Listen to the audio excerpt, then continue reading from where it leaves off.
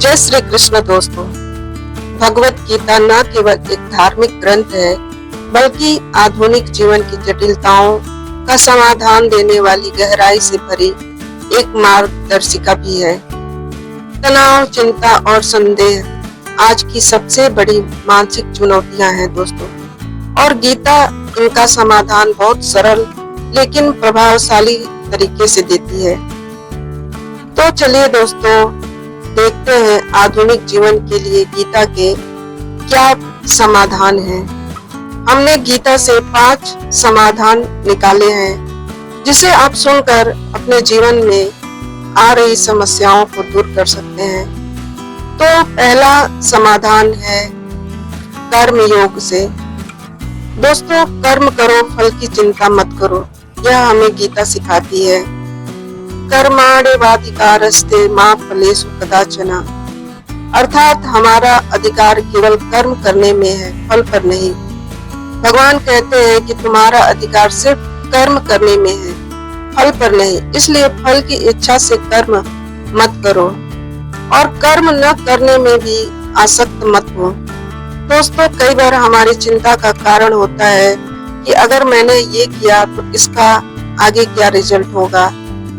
गीता कहती है कि जब आप फल की चिंता किए बिना कर्म करते हो तो तनाव स्वतः कम हो जाता है। इसे हम एक कहानी के द्वारा समझ सकते हैं कि एक गांव में एक किसान रहता था। वह बहुत ईमानदार, मेहनती और सीधा साधा था। हर साल की तरह उसने इस बार भी अपने खेत को बोया, मिट्टी तैयार की, बीज डाले और आसमान की ओर देखकर भगवान से बारिश की प्रार्थना करने लगा। पास के गांव में एक और किसान था जो हमेशा चिंतित रहता था। बीज बोने से पहले ही वह सोचता, अगर बारिश न हुई तो, अगर कीड़े लग गए तो, अगर फसल खराब हो गई तो। वह इतना सोचता कि कभी कभी बुवाई ही नहीं करता। पहला किसान रोज सुबह खेत जाता, जमीन को निहारता, हल चलाता और भगवान से कहता है, हे प्रभु, मैं अपना कर्म कर रहा हूँ, अब फसल कैसी होगी वह आपके हाथ में है। समय बीतता गया, बारिश हुई, दोनों के खेत हरे भरे हो गए। लेकिन पहले किसान की जमीन ज्यादा उपजाऊ थी क्योंकि उसने हर दिन बिना फल की चिंता किए मेहनत की थी। जब दूसरे किसान ने उससे पूछा, तू इतना शांत कैसे रह लेता है? मुझे तो हर पल डर लगता है, अगर कुछ गड़बड़ हो गया तो।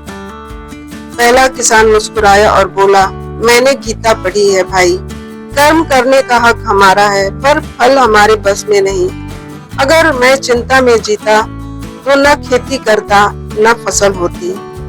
दोस्तों, इस पॉइंट से यह सीख सकते हैं कि आज हम जो कोई भी काम करते हैं, चाहे वह नौकरी हो, पढ़ाई हो, रिलेशनशिप हो या कोई भी सपना, तो अक्सर हम फल के बारे में पहले सोचने लगते हैं। अगर प्रमोशन नहीं मिला तो, अगर मेरी तारीफ ना करे तो, अगर मैं फेल हो गया तो।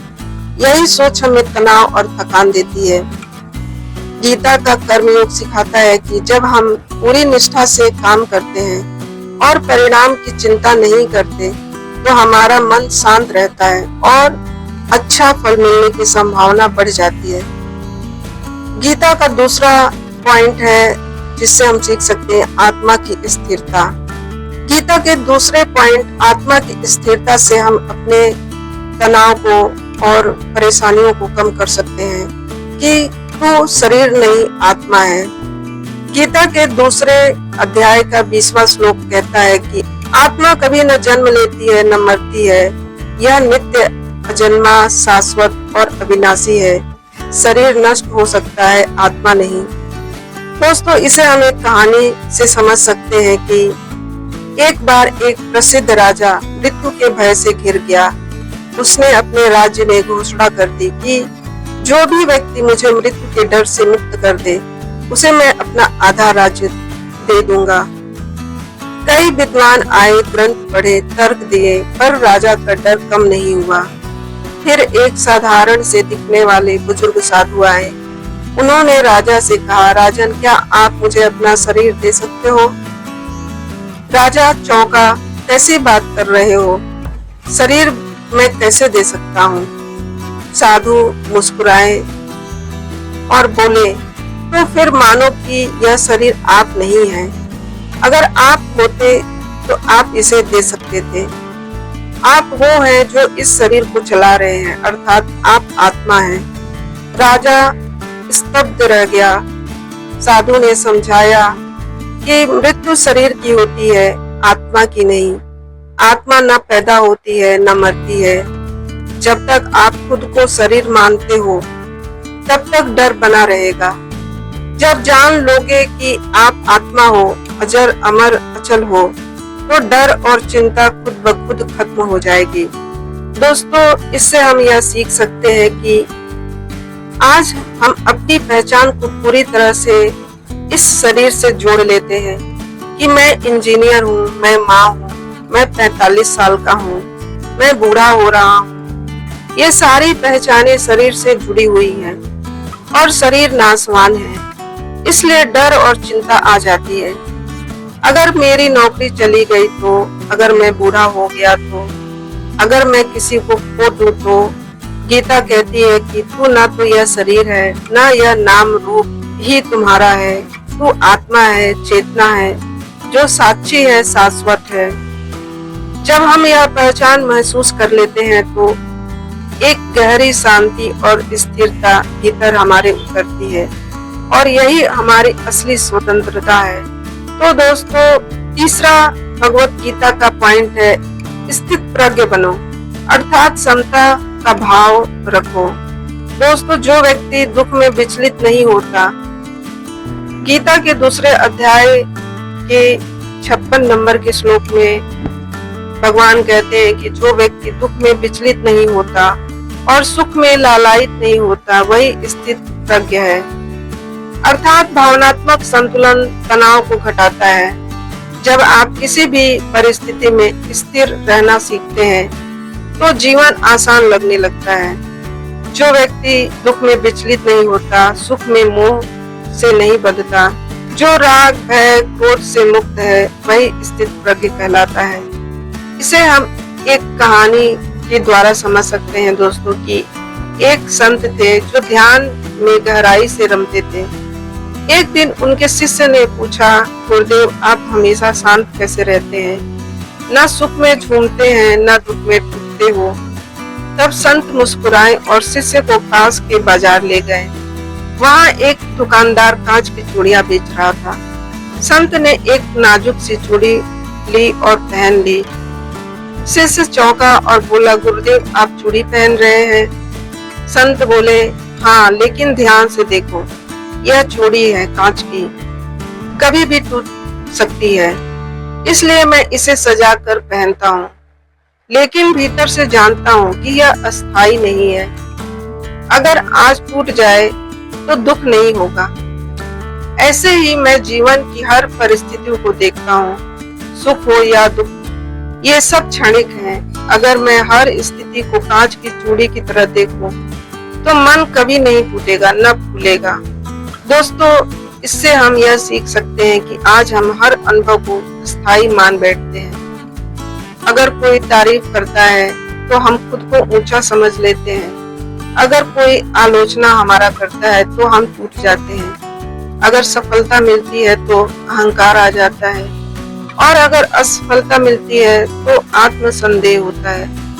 लेकिन गीता का यह श्लोक हमें स्थित प्रज्ञ सिद्धांत सिखाता है कि दुख सुख, जय पराजय, मान अपमान, सबको समभाव से देखो, तब ही तुम भीतर से स्थिर रह पाओगे और जीवन के हर तूफान को पार कर सकोगे।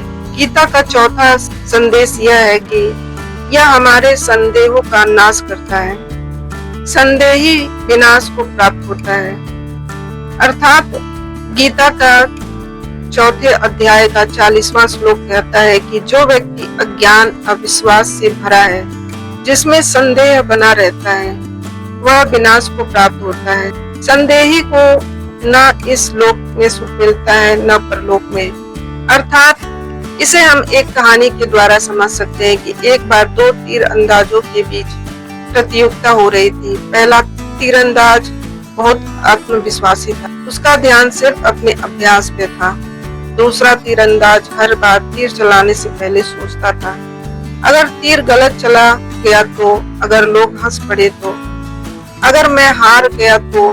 पहले तीरंदाज ने लगातार सटीक निशाने लगाए, दूसरे ने चूक कर दी बार बार। लोगों ने सोचा कि वो कमजोर है, लेकिन सच यह था उसके हाथ में ताकत थी, लेकिन मन में संदेह था। प्रतियोगिता के बाद गुरु ने कहा, तू तीर से नहीं हारा, तू संदेह से हारा। संशय एक ऐसा जहर है जो हाथ में तीर होते हुए भी लक्ष्य को धुंधला कर देता है। दोस्तों इससे हम यह सीख सकते हैं कि हम जीवन में कई बार कदम नहीं उठा पाते क्योंकि मन में संशय होता है। क्या मैं यह कर पाऊंगा? अगर मैं गलत हुआ तो? क्या सच में मुझ में काबिलियत है? संदेह हमें आगे बढ़ने से रोकता है और न चलने वाला व्यक्ति मंजिल तक नहीं पहुंचता। गीता कहती है कि ज्ञान प्राप्त करो, श्रद्धा रखो और संशय का त्याग करो।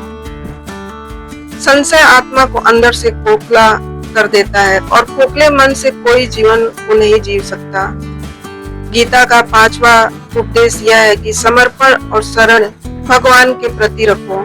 गीता का 18वां अध्याय का 66 श्लोक कहता है कि सर्वधर्म परित्यज्य माम एकम शरणम व्रज, अहं त्वा सर्व पापेभ्यो मोक्षयिष्यामि मा शुचः।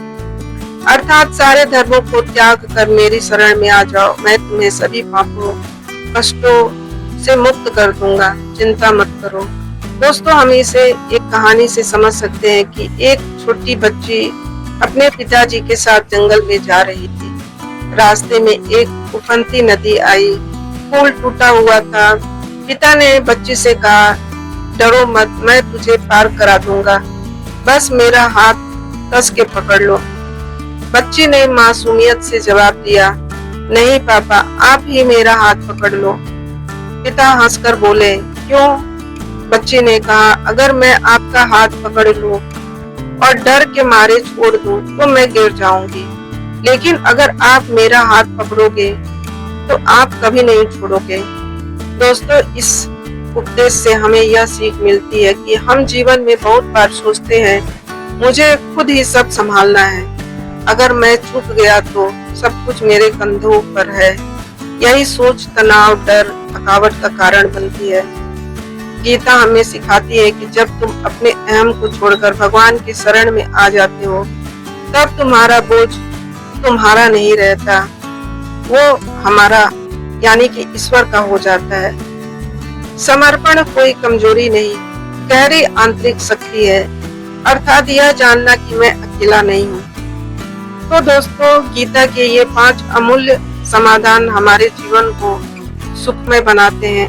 अगर आप इस गीता के इस अमूल्य समाधान को अपने जीवन में अपनाते हैं तो आप जीवन के हर क्षण और हर फील्ड में कामयाब होते हैं। तो अगर आपको यह वीडियो अच्छा लगे तो प्लीज इस वीडियो को लाइक जरूर करना और इसे ज्यादा से ज्यादा शेयर करें। अगर हो सके तो हमारे चैनल को सब्सक्राइब करना ना भूलें। जय श्री कृष्ण, जय श्री राम। धन्यवाद।